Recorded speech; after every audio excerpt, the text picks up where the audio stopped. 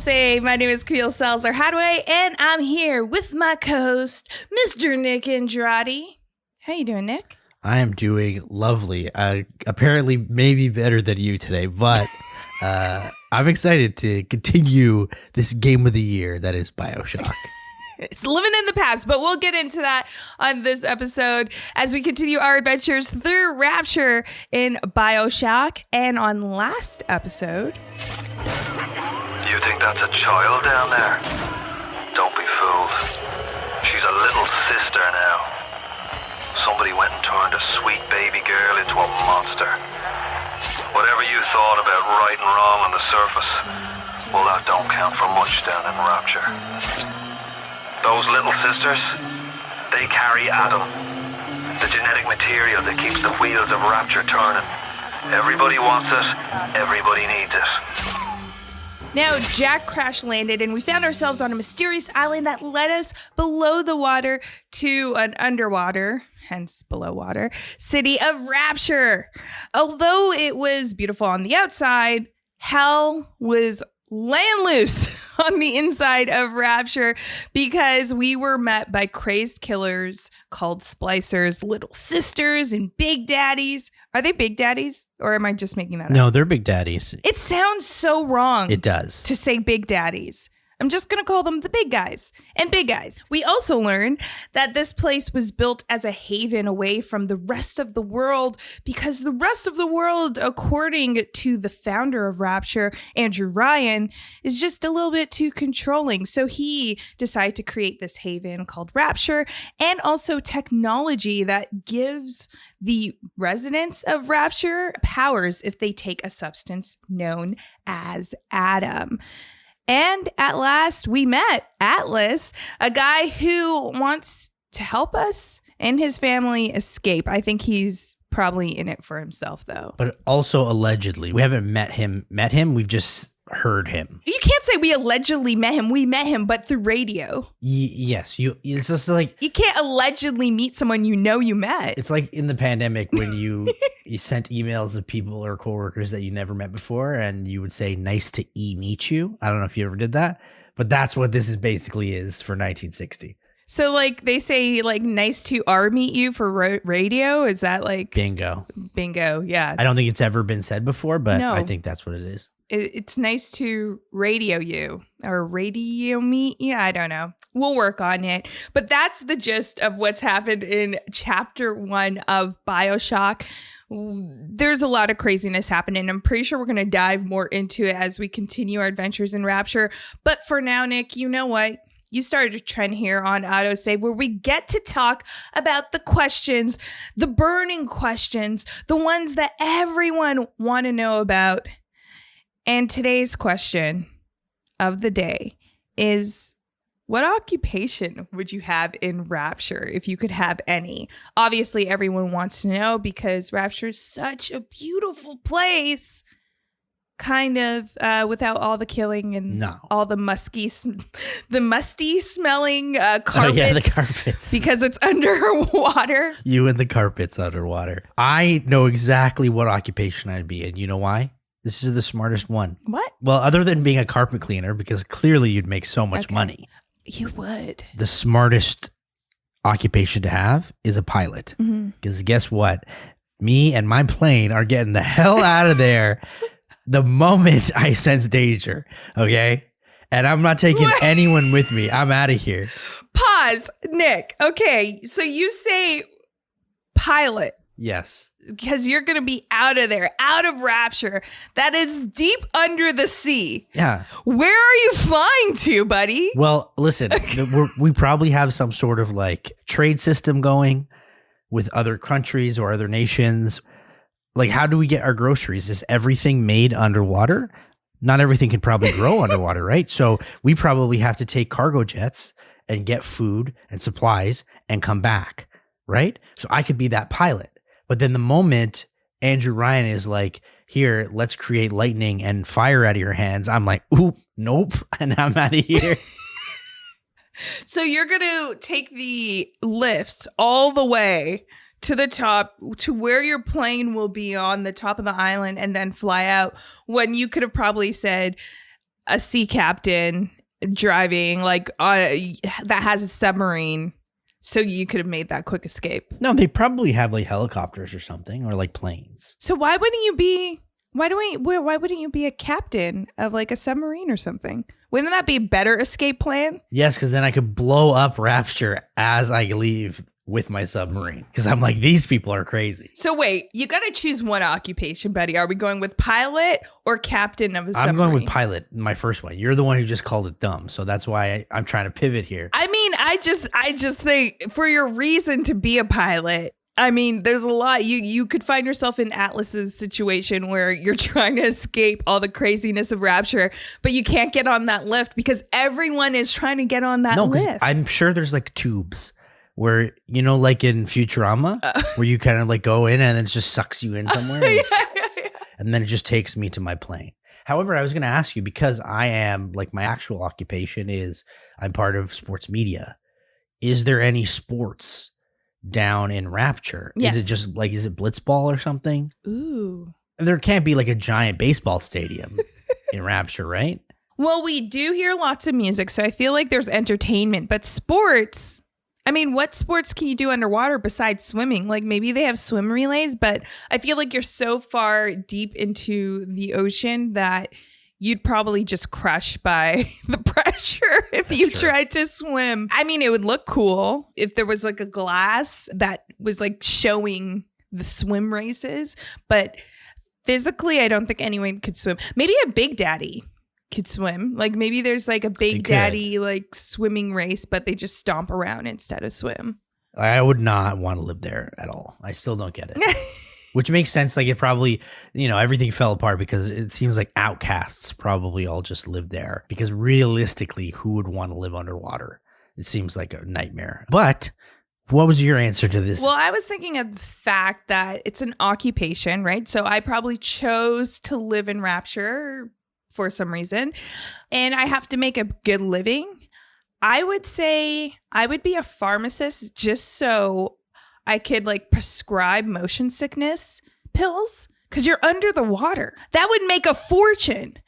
So many people probably get seasick, thought Rapture was so pleasant. Just come down here, relax, watch the fishes go by. Oh no, what is that I'm feeling? Motion sickness? I got to find myself a pharmacy to get a motion sickness pill. That's where I come in and I'm like, here you go, sir or ma'am. I don't think you're thinking of this in the long run, because what is the most coveted thing in Rapture? It's Adam. So they're going to basically come to you for Adam as a pharmacist. And you probably were one of the first people that died, to be honest, as they stole it from you. Oh, that's right. And then you also mentioned before the show, you mentioned dentist, which we saw the dentistry in this episode coming, and it doesn't look too hot. So that you probably would have been dead as well. Yeah, I thought I was really good with being a pharmacist, but now I'm rethinking it. Now you want to be a pilot. No, I definitely don't want to be a pilot. Instead, you know what? I'm going to be an entrepreneur. I'm going to be selling scuba gear. So if Rapture like really messes up, hey, guess what? Selling out of all the scuba gear I got. And also escaping myself. It's a good idea. Thank you. That's all I wanted from this question, is for you to say that it's a good idea, because I need to be validated. Obviously, like you said, we are going to see a few other occupations that will be in Rapture and maybe question again why anyone would want to live there. Last chapter, we ended with finally hearing from the man himself. What did I say? Gomez Addams. Yes. Who, Gomez Addams. Looks like Gomez Addams. Well, Andrew Ryan, aka Gomez Addams, because he kind of looks like Gomez Addams. Yeah. Thank you. Thank you for that. And he thinks we're military at this point. So he is super paranoid. And I guess he's afraid that we're trying to shut him down or that we're coming after him. But this is no good for us, because I feel like as we continue into Rapture, he's just going to send waves and waves of things our way to stop us, because he's so paranoid that we are military. But we're going to have to see what's in store in this chapter of AutoSave.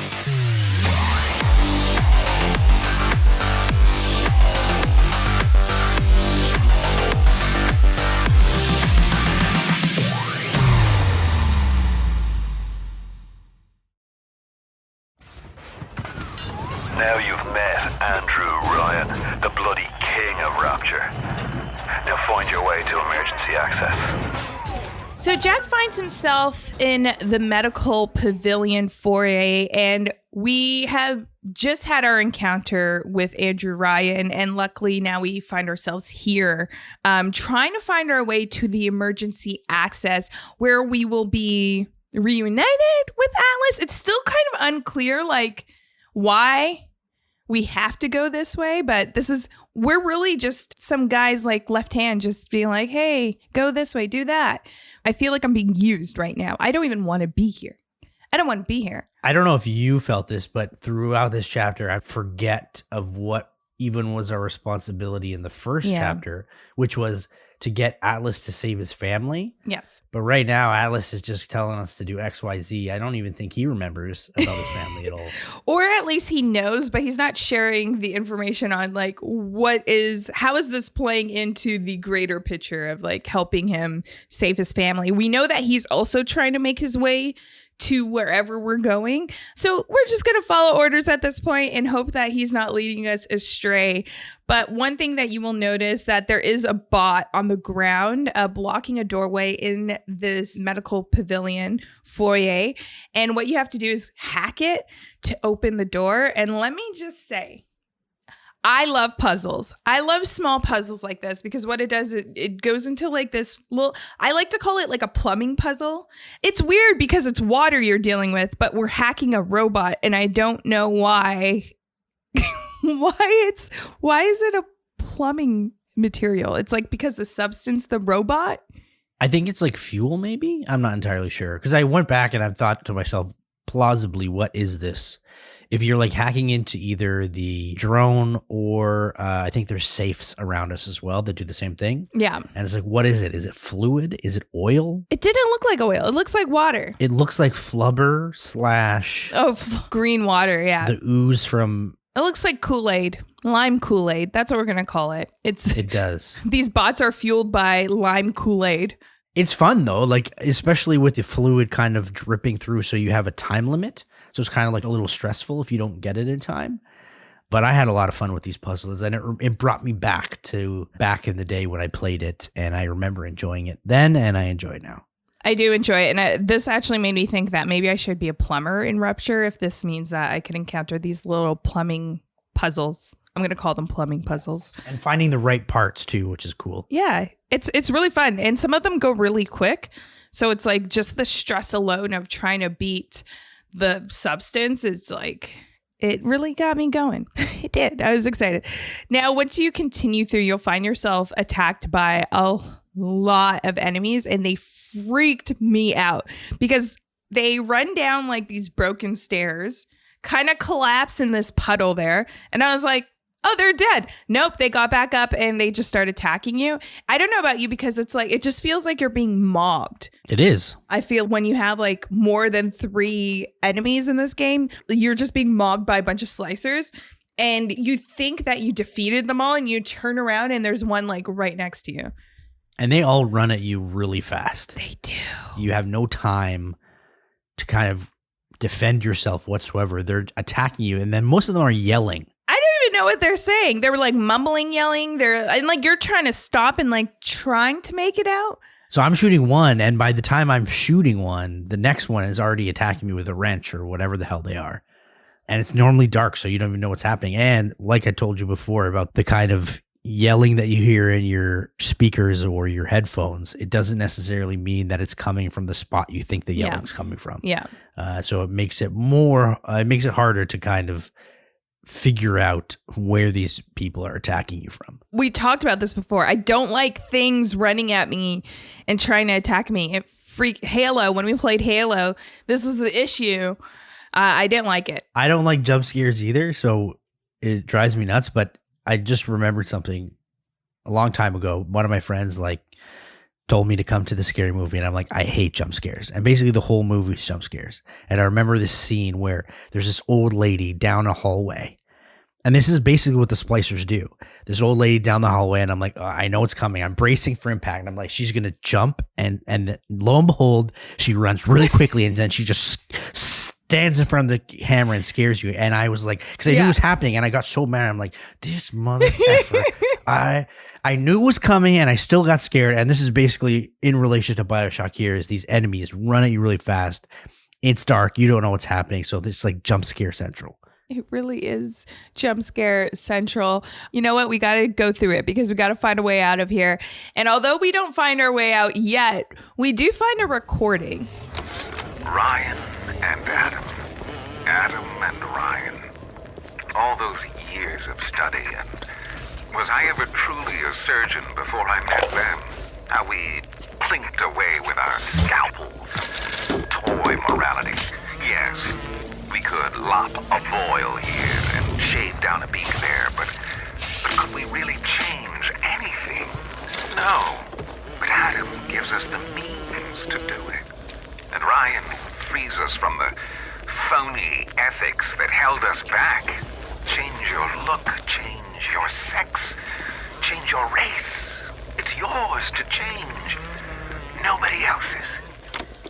Now we hear this guy, Steinman, who's a surgeon, and he's pretty much like, it sounds like he's infatuated with Andrew Ryan because he credits him for finding, or I guess founding Rapture and making this so appealing because Steinman is a surgeon, and he said that the old world, or I don't even know, I'm going to call it the old world because it seems like they always it's always a us versus them kind of situation whenever anyone from Rapture is talking about anything outside of it. So I'm going to say the old world, which is just the world outside of Rapture, because of like all the policies and because of how they want to monitor medical surgeries. He finds this very limiting and actually kind of claustrophobic because he can't fully practice what it means to be a surgeon and perfect his occupation as a surgeon. Nick, this kind of sounds crazy. He sounds crazy. When we hear him for the first time, I'm like, okay, this guy is infatuated with one, Andrew Ryan, his ideals, and two, his work. But to a point of he keeps talking about like perfection. And as a surgeon, that's probably not a good idea. And everything around us, we see kind of like pictures on the wall of, different not body parts. Like if you see a face, like it's been altered where there's a different eye and different lips and different foreheads or whatever it is patched onto these images. And I'm thinking to myself, okay, this guy is a mad scientist surgeon man who's probably dissecting his patients. Dissecting you. He's dissecting his patients. But that's the thing. He makes it because, okay, there's like a crazy voice in Bioshock where it's like people sound like they're all over the place and like their tones are always changing. And it seems like they've kind of lost it. Steinman in this recording doesn't seem like he's lost it. He seems like he's very... What? And in terms of how he's talking, yes, in content, what he's talking about, it does seem very weird. But this has me feel like the effects of Rapture or whatever's happening to everyone else on Rapture, this recording is prior to that. Like, it doesn't seem like he's having these thoughts after whatever's affecting everyone else in Rapture that's making them go crazy. So I feel like this is like why he wanted to move to Rapture. And it's cool that we're seeing that glimpse of like why people would want to come here, because we keep having that question of like, why would you want to live here? This is one reason why. So I disagree. I think he came in already having sort of motives. He talks about his morals, or not his morals, but like the morals of the old, what is it? The old country? No, the old world. The old world. And basically how there's so much restrictions into what he can do. And for me, I think he came in crazy. And maybe this is why Rapture has fallen apart, because you had these type of personalities who wanted to avoid morals and ethics and try to do their own thing. So to me, although he sounds calm in this first recording, I think that, I don't want to say I don't think that crazy, but like I think he already has these bad motives to start. Okay. And I'm hearing this from his voice. And then whatever happens just accentuates his craziness, as you will. Yeah, I guess I could see it that way. Because for me, like we hear him talk about, for the patients, he could help perfect the patients. I'm not saying he's right in any sense of what he's preaching here, but I think he's coming out about it as like, this is what like medicine, surgery needs in order to make people be their best selves, rather than, oh, I'm going to have like crazy experiments here in Rapture. I don't know if he has that mindset yet, but I feel like this isn't going to be the last that we hear of Steinman. So we'll definitely hear some more. Now, as we continue through the medical pavilion, we see a lever that's on the second floor, and we actually pull it, and we set off alarms. Which to me, I was like, this is dumb. Why am I doing this? As I was trying to access the emergency access panel, I was like, if Andrew Ryan just saw me, why am I doing this right now? Because he probably booby-trapped everything. Can we talk about how many drones there are? To me, I'm thinking this is 1960. Why are there so many drones that I have to deal with? Or like weaponized machines? Maybe it was 1960 that technologically advanced? Or did they have extra military stuff? I have no idea. But to me, it's just like, why are these placed here? It seems strange. Well, I think it's like that idea of like, you know, the Cold War. You don't really know what countries or what organizations have access to what technology. So maybe we're getting a glimpse here of like this technology that's been around, but majority of people don't really use it, like these security drones, which are a headache. By the way, I do not enjoy encountering them. They just blow up everywhere. And if you watch Chris's gameplay, he basically just like gets blown up by them all the time. He loses so much health. Yeah. And so I tried to avoid that when I played, but watching him do it was hilarious because he just went in fists of glory and just kept it just kept blowing up in his face, and he kept having to heal himself. Well, you do switch the lever on the emergency access, and that triggers a whole bunch of enemies to run through this door and run up they're very much like persistent, because some of these are down below and you're on the second level, and they're running through this door that's across from you on the other side of the medical pavilion, and you're seeing them like run through the stairs, run into the hallway down below, then run up the stairs, and bam, they're right behind you. They're very persistent, so you have to take all of them out. But once you do, you're going to continue to the end of the foray, where you're going to see that the hacked bot, the robot, was there. And then you'll see a bloody wall with a bunch of writing where you enter into the medical pavilion again. This was really interesting because this writing was insane. So there's 3 pictures of a woman when you open this door, and you see like, it's kind of like outlining where I guess it kind of looks like cosmetic procedures would happen on this woman, like if a surgeon is outlining like what they want to do, but it's all written in blood, and her face, like her eyes are scratched out, as well as the writing. It's like I think it said "do no harm," when obviously harm has been done.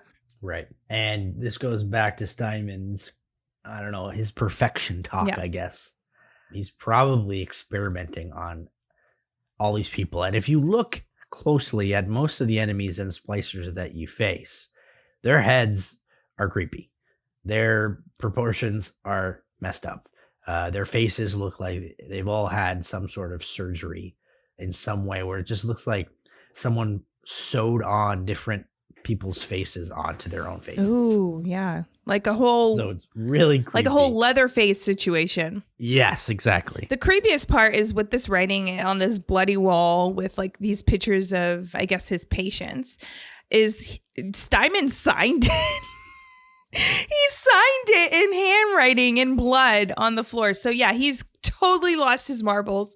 And I feel like at this point, the game is setting him up to be like a boss that we're going to have to fight. Yeah. So I was just waiting. After every moment, I'm like, oh, where's Steinman? Is he around the corner? Like, he's going to pop out of nowhere and I'm going to have to face him. I'm not looking forward to this. Yeah, I'm waiting for some sort of crazy boss fight. Because I don't think we had one so far. No. Really. And so it seems like with him, he's going to be someone we don't want to cross. Definitely. But we do have to continue through this pavilion to the Eternal Flame crematorium. And you'll see as you get to the door, There is someone that busts through the door to the crematorium. They're on fire and they run away. And behind them is a splicer who I guess lit them on fire, a nitro splicer. Yes. I thought this was Steinman in this moment. Oh, so did I. It wasn't, but clearly no one is on the same side. Everyone just keeps fighting everybody.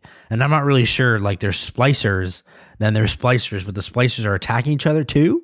And then there are non-splicers who look like normal humans that are getting killed. And I'm not entirely sure if there's like factions here, but maybe like we've heard from the diaries from last episode, it's kind of like Atlas versus Andrew Ryan. Mm-hmm. So potentially maybe there are splicers that are for Ryan and for Atlas, if that makes sense. For Ryan and for maybe like different factions of splicers. Ooh, we're like breaking down the whole socio-political status of Rapture. But you do hear from Steinman himself. When Picasso became bored of painting people, he started representing them as cubes and other abstract forms. The world called him a genius. I've spent my entire surgical career creating the same tired shapes over and over again. The upturned nose, the cleft chin, the ample bosom. Wouldn't it be wonderful if I could do with a knife what that old Spaniard did with a brush? Now here we hear Steinman is really comparing himself to Picasso. So compared to his previous recording where he was just like, this is all medical, it's really what needs to happen in order to really provide the best for the patients. It's have no policing essentially on procedures, which is what Rapture has promised him and provided him. Now he's like, there's imperfections everywhere. He's noticing these small imperfections. And what you're really hearing is Steinman is a perfectionist, or at least he's becoming a perfectionist, and he's finding that there's a lot of things wrong with his patients. And this is where it comes into question. It's like, well, this is why you need those policies in place, because now he's kind of created a monster in himself where he's just taking it to the next level when it's not needed. And probably, like we've seen with all the blood and all the spicers running around, putting his patients in danger. I mean, you said it right off the top there, is he's seeing himself as Picasso. And if you're a surgeon and you're calling yourself Picasso, boy. But again, I'm not surprised at the way he talked in the beginning. I don't think he's changed much. What I think is that he has more power and he's Ryan's buddy. And now he's going crazy with doing whatever the hell he wants. And he's trying to tell everybody that you don't look perfect. And he's basically getting all these patients to do things to their body and harm themselves. And then realizing, no, actually Steinman is fucked up. He's a crazy one.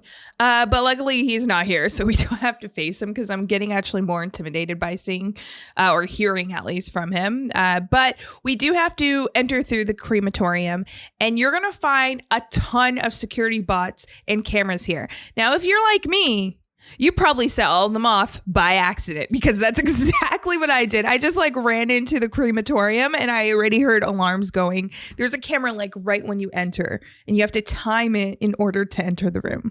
I missed out on that. Wait, but can't you electrify it and knock it out? Yeah, Nick, if you're thinking of electrifying it and if you were looking through the door beforehand, but I was not. I was just like, hey, a new area, let's go. I'm pretty sure Atlas tells us that we could do it. Yes, he does. So you were just like, it was just too much stress that you just ran for it, basically, because you forgot about everything that he said. Well, no, I didn't forget about what he said. Firstly, Nick. Secondly, I just was running through the hallways in the medical pavilion into the crematorium. So like I just didn't see the camera, to tell you the truth. I saw after, like I heard an alarm and I was like, what's that? And then I saw the light on the ground showing that it's red. I'm like, oh crap. When you set off this alarm, there is like just one after the other, another security bot. No matter how much you take them down, it lasts the whole time that shows up on your screen. So it felt forever. It was a long process. So just be careful. Hopefully you avoided all of that. like Nick. You can also get lost here as well, which I did. Yes. I wasn't necessarily too sure what I was doing other than looking for Steinman, but it's more of an open space, so you can get lost if you're not really paying attention to where you are. You can. You can't get lost. You can also see dead bodies. Fun. So if you go into the crematorium, you will actually see, I guess it's an oven. The crematorium. What do they call the machine where you burn the bodies? I don't know. I'm going to call it an oven. Yeah, isn't it crematorium? Well, that's the place, isn't it? No. It's not called an oven. No. I think it's a crematorium. The correct professional way. But isn't the crematorium the place? But what is the oven that you place the body in? Because that's what I'm talking about. I think it's also called the crematorium, isn't it? We'll look it up right now. Oh, yeah, I guess so. An establishment or structure. So it's both. Yeah. In which the bodies of the dead are cremated. Boom. Well, I'm going to call it the oven. That sounds because now really it's just, bad. It's confusing like now. that. It is confusing like now because we are in the crematorium, and now I'm talking about also the crematorium. Let's call it like the fire pit. Okay, fine. The fire pit, aka oven. If you go there, you will find a body. Okay. You're performing the cremation, pretty much. You push a button. Oh, I didn't do this. What? You didn't do this? It was like fun. Oh, it was fun. You should go to Rapture, I think, okay? I think you are the perfect person that they want going to Rapture if you had fun doing that. It was interesting because like you could interact with the button, and that's what when you find things in the game that you want to interact with, you're like, hey, let's see if this works.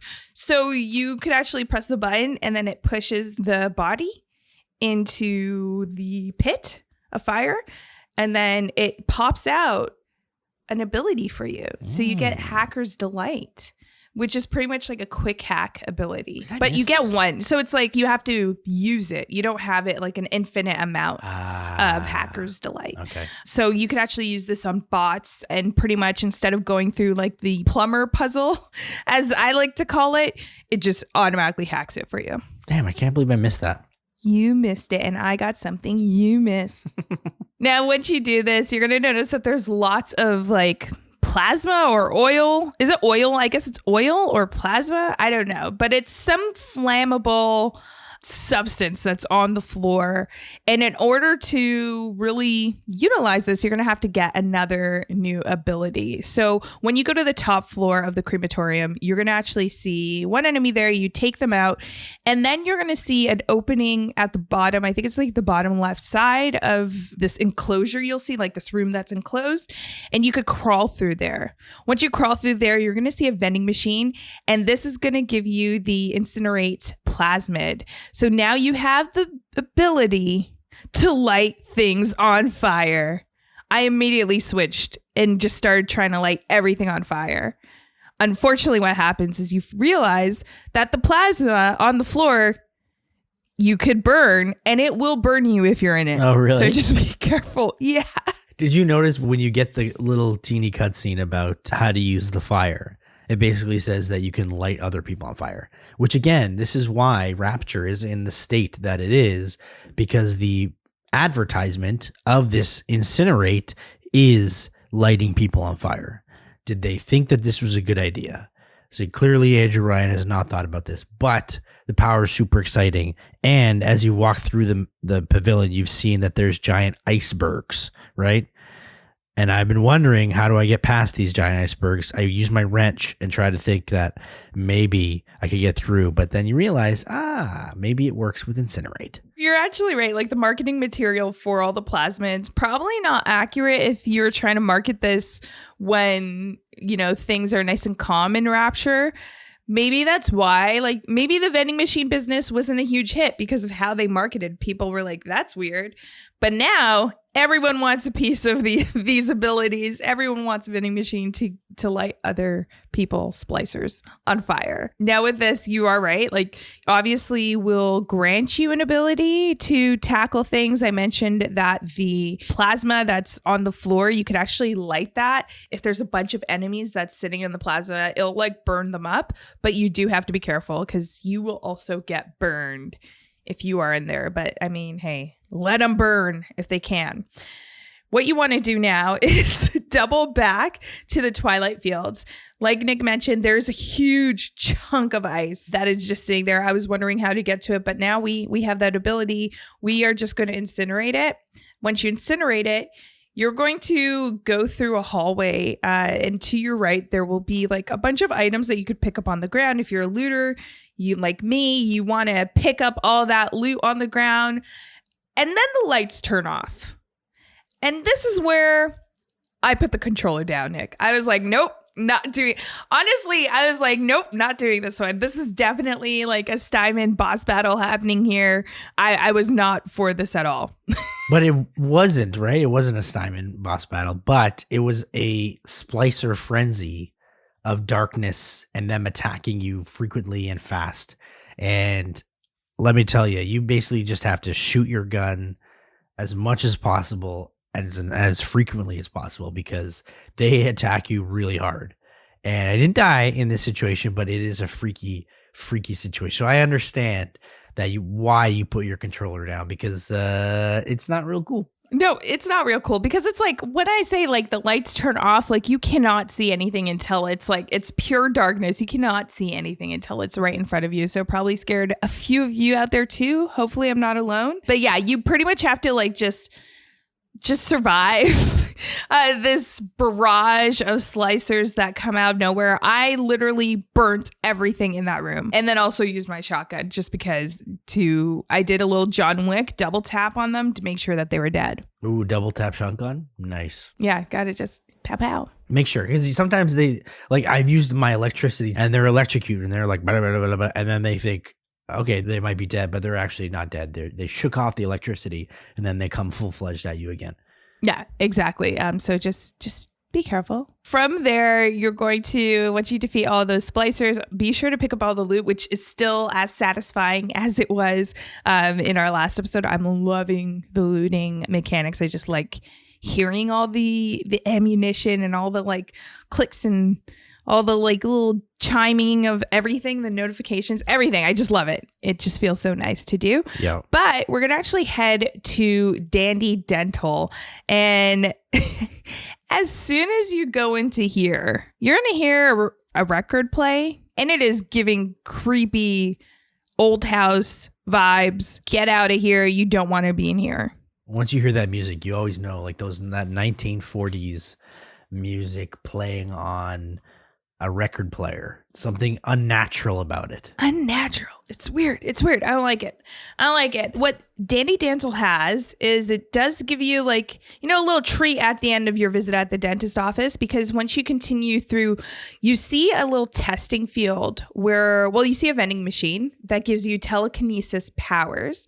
And I didn't quite understand how to use this because I was like, this is weird. It just kind of gives you like force powers as if you were a Jedi to push things away. Mm-hmm. But it also gives you the ability to pull things towards you. So once you go to the testing side of the room, you could actually test this with like these trophies and a tennis ball to kind of own your skills on like catching and throwing things back with this new telekinesis power.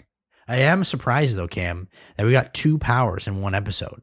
Yeah. I assumed it was just going to be incinerate and that was it, but 2 in one episode. That's interesting to get. It's almost like I barely used incinerate and now I already have to use telekinesis as well. I feel like maybe they should have, spread it out spaced it out a little bit. Yeah, because also we are only in the 2nd chapter of this game. So it's like I feel like we have electro, we have telekinesis, and we have incinerate. We have 3 abilities. I don't know how many abilities you get in this game, but it seems like a lot just for the first couple hours of the game. But once you have this ability and you practice a little bit, now it's time to go to the surgery foyer. Now with this, we're going to head back to the Medical Pavillon, to where you'll see a splicer that will run away from you and block the door. This is what you were talking about, Nick, that you stumbled across before you headed to Dandy Dental.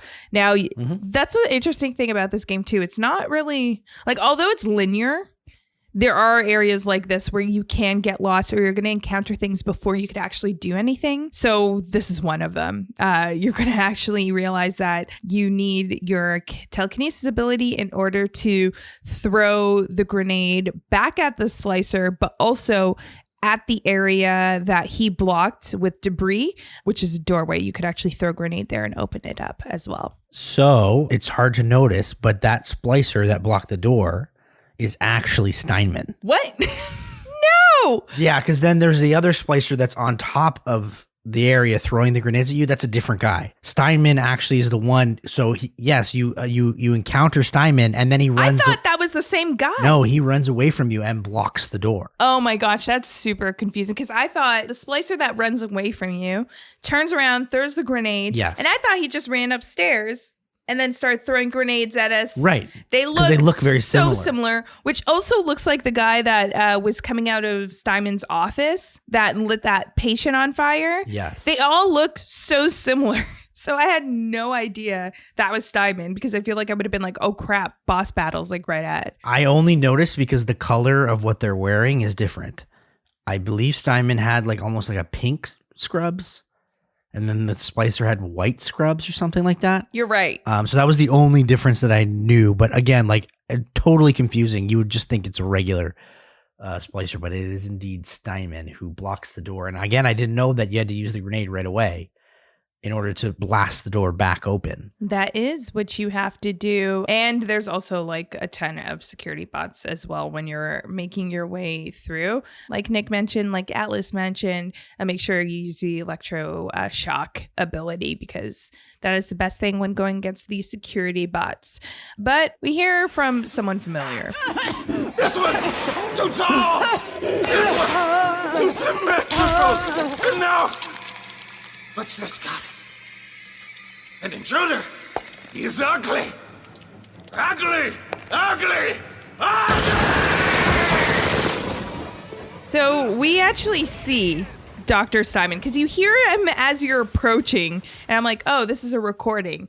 But you actually see him and he is stabbing the living daylights out of this body that he's like obsessed with trying to make perfect, but then frustrated because he can't make perfect because he keeps seeing imperfections. It's like beyond disturbing. Yeah.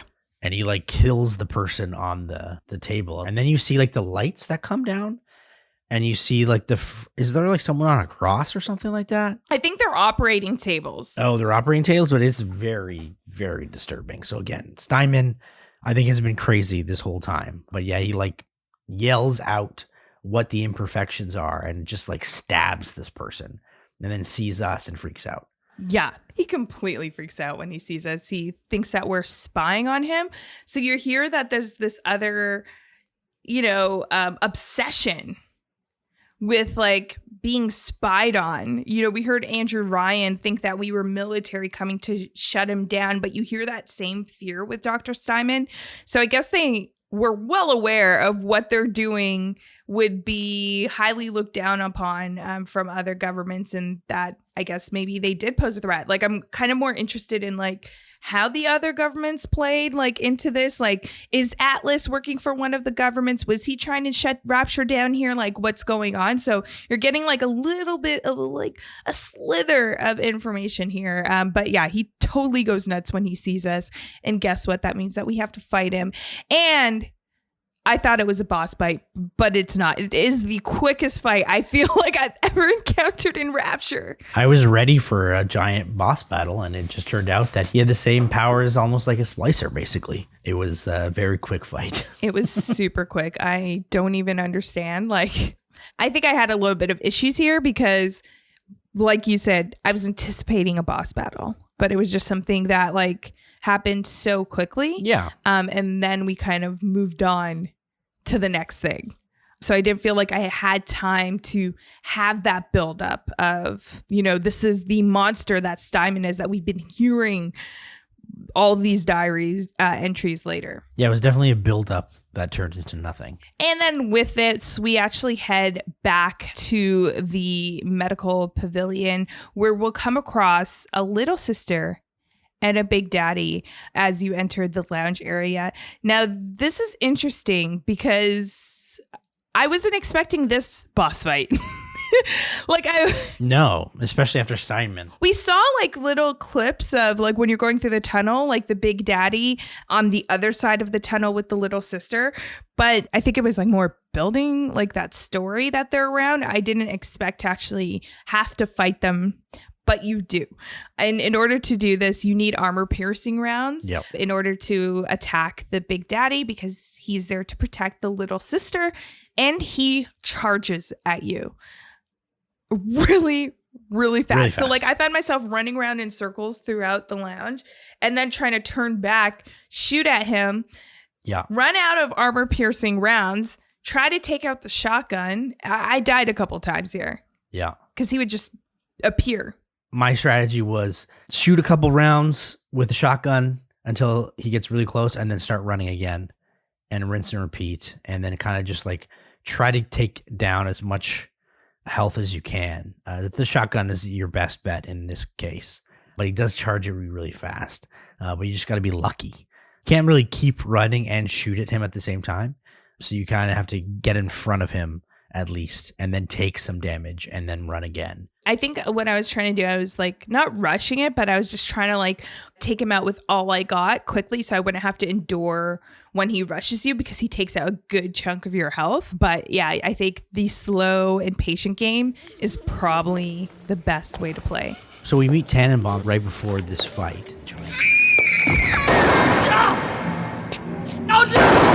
away from her or it is you who will be shot next. Easy now, Doctor. He's just looking for a wee bit of Adam. Just enough to get by. I'll not have him hurt my little ones. It's okay, lad. That's not a child. Not anymore, it ain't. Dr. Tenenbaum saw to that. Bitte do not hurt her. Have you no heart? Aye, that's a pretty sermon coming from the ghoul who cooked up them creatures in the first place. Took fine little girls and turned them into that, didn't you? Listen to me, Boyle. You won't survive without the Adam those things are carrying. Are you prepared to trade your life, the lives of my wife and child, for Tenenbaum's Frankenstein?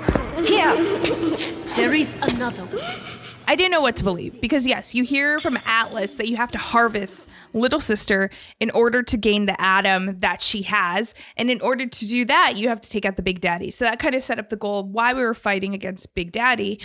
But then you hear from Tannenbaum and she's like, no, save them. They're like my little daughters, save them kind of thing, right? Like they just are sick. Yes. And I automatically sided with her because I'm like, yeah, I'm going to save this little girl. Like it's not her fault that her parents or whoever brought her to Rapture, like this is kind of the hands she was dealt. I'm going to save her.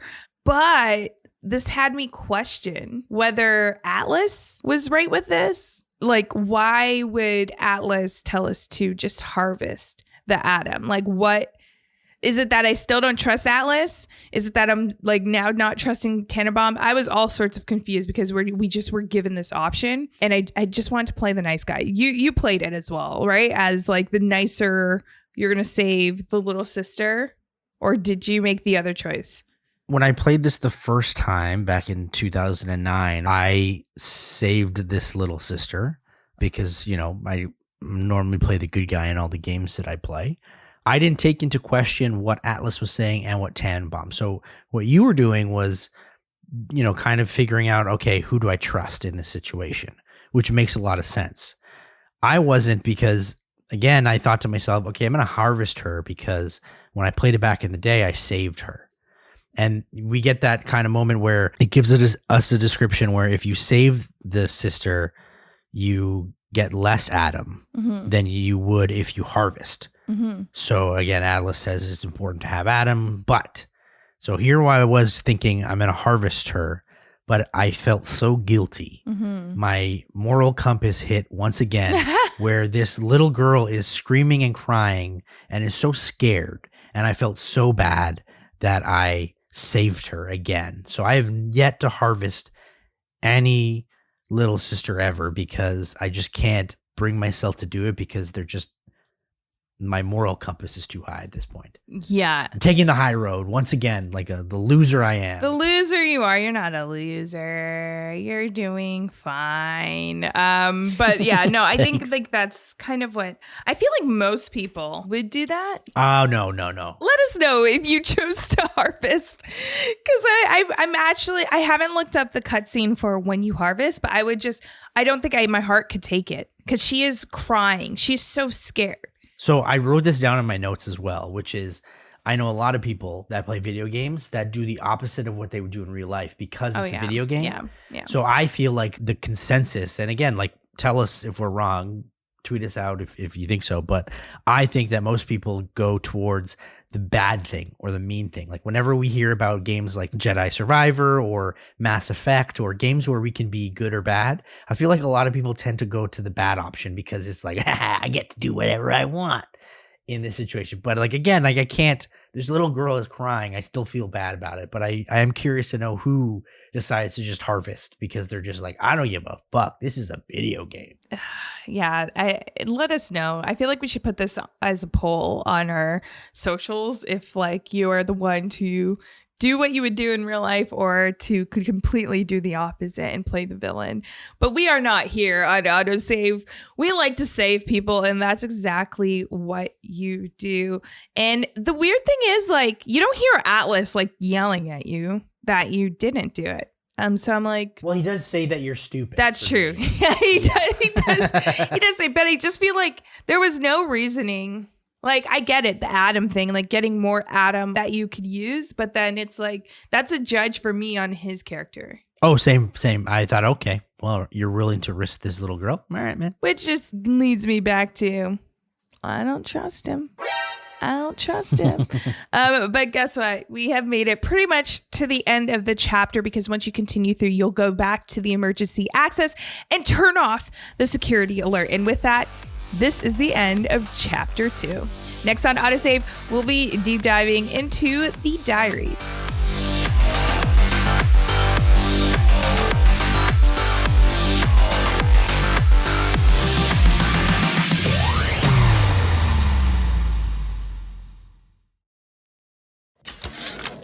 Dr. Steinman said he'd release me today. Ryan didn't come to see me since the New Year's attack, not once. But Dr. Steinman was very attentive. He told me that once the scar tissue was gone, he was gonna fix me right up, make me prettier than any girl I've ever seen. He's sweet, all right. And so interested in my case.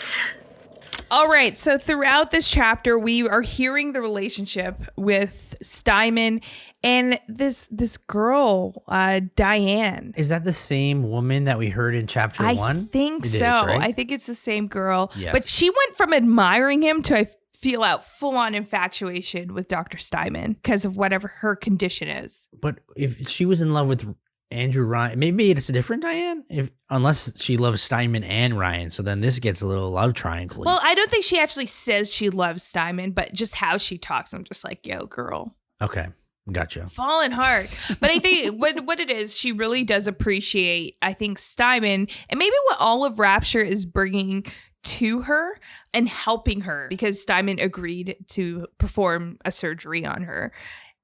And it's just like, I'm starting to see that people would want to turn to Rapture as a solution for things that they may feel like there's no other resort to, like in the old world and in whatever country they live in. They feel like there may be no one able to help them if they need help with things. But this is a sense of like perfection where he's talking a lot about that. And I think in a lot of the other audio diaries, he mentions Aphrodite or meeting Aphrodite, this perfect woman, but also still wanting to do surgery on her. Unless that's Diane as well. I'm not entirely sure. I think it's Diane. I think Diane is the Aphrodite because she does mention that, okay, you know, as we heard, that she is talking about Steinman making her the prettiest girl he's ever seen and that he's so interested in helping her with the scar tissue. So after listening to all these audio diaries, then you told me earlier that you didn't think Steinman was crazy coming in. Do you think he still, to me, these seem like he's still pretty solidly into what he believes in from the start or from the jump, if that makes sense? I think he was always crazy. Yes. Looking for perfection in everything. And he couldn't get the license in the old world or in New York or wherever the hell he was to do the things he wanted to do, which is why he came to Rapture. Mm-hmm. He wanted to do these crazy surgeries on people, but he wasn't allowed through medical practices in the United States. Yeah, exactly. Like he wasn't, I guess, allowed. And yeah, I think I was totally wrong on this. Like he's definitely crazy off the jump. I think for him, he probably had to justify his craziness. So how he would talk about it would make it seem like it's more for the patient, more for what you can provide them rather than his own selfish, Frankenstein type of surgeries that he wanted to perform. And then as he got into Rapture and being able to perform those surgeries that are straight up bad, he just didn't have to hide anymore and just talk as it is rather than trying to sugarcoat it, which he would have probably had to do in the old world or wherever he lived. You did mention Tannenbaum. She has a diary as well where she mentions that she was actually at a German prison camp when she was younger, and like she noticed that she loved science and that she would see this one German doctor and how he would do experiments. Is this Steinman? I don't think so. Because that's what I was like, is it? But she seems like she has no relation to Steinman / trying to, like where she shows up, I feel like she's trying to protect us a little bit as well. I don't know. I know that you can't trust Atlas, but I feel like I can trust Tannenbaum for some reason. Really? She's giving me some sort of like calm presence here. And I think that correlates to, I looked up, because I had never seen it before, if you harvest the little sister. Mm-hmm. And it's pretty creepy. It turns into this like green smoke screen, and then like this like slug thing comes in your hand. What? Yes. Ugh. It's pretty creepy. But then she basically pleads with you afterwards to say like, don't do this. This is what happens. You want to really get rid of these child's life, something like that. I'm paraphrasing. But to me, it seems like, again, she has empathy here. Yeah. And that's the moral compass I'm following in this situation because of how crazy Rapture is and how everyone seems to be nutso. Mm-hmm. She seems to like she has her head on straight with all this. She does. How I took it, though, is that that is Steinman she was talking about in that diary. Okay. And maybe along the way, she realized, this guy's crazy. That's a good point. I know, like, it doesn't seem like there's a history, but why would they write in that there's another doctor, a German doctor, in her diary? I don't get what would be the point. Because she complains about the doctor. Well, she says that the doctor complains about her not being able to know things. So that kind of sounds like a Steinman thing to do. Yeah, that makes sense. And Steinman sounds German. Yes. And we all know about like World War II doctors in Germany. Yes. So that kind of makes sense if you put two and two together. Yes. We also hear Steinman in another diary talk about the little sister and talk about the atom factories and using their flesh. Like they could, like pretty much like the little sisters are almost indestructible. Like they could regenerate any wounded flesh. It's just dead cells that regenerate and like they're not able to get harmed, as well as they have like the implanted slugs in them that you could harvest. So this is the atom that you're harvesting. But unfortunately, this means that the little sister dies when you do that. So he said, so you see, it's not like killing. Tannenbaum said, it's more like removing a terminal patient from life support. It still sounds bad. Yeah. So I guess he had a conversation with Tannenbaum about like the little sisters. And this is like where the relationship comes into play. And obviously we know how Tannenbaum feels about the little sisters. And I guess Steinman doesn't really care because he wants to harvest the slugs and make sure that they work. Yeah. So maybe we'll see, like, I feel like Tannenbaum's going to play more of a bigger role because we don't necessarily have Steinman, but she's kind of like, she knows all the science behind what Steinman was doing with the little sisters, that she may play that role in the future. So we basically heal the slugs out of the little sisters and they become human again. Exactly. Which again is why I didn't harvest them, because it's not their fault that they became these things. We learned that in chapter 1. They're kind of just unfortunate to happen to them. But it's like, it's not their fault. So we're rescuing them. We're rescuing them. All right. So it's good to do. People playing, do the right thing. Do the right thing. Rescue the little sisters. Don't be mean. Yeah. They really cry and yell, and it's really sad. It's heartbreaking. I don't like it. I don't like it. But I feel like we're going to encounter a lot more little sisters that we're going to have to make decisions about whether we're going to continue to save them or harvest them. I hope that I continue to save them, but who knows? Maybe we'll convince each other to just harvest one to see. Well, maybe. Yeah, maybe we have to. All right. Maybe we have to. I don't know. But that is the end of this episode of AutoSave. We are diving deep into a Bioshock, and there's a lot of things happening in Rapture, and I feel like we don't quite have all the answers yet. We're still in that discovery mode, and I'm curious to see what role Tannenbaum will play, because I feel like she probably knows Atlas as well. Yeah, at least we don't have to deal with Steinman anymore. Oh, thank gosh. We shotgunned him in the face, which is probably the way he should have gone anyway. Yep. So thank goodness we don't have to. Sounded evil.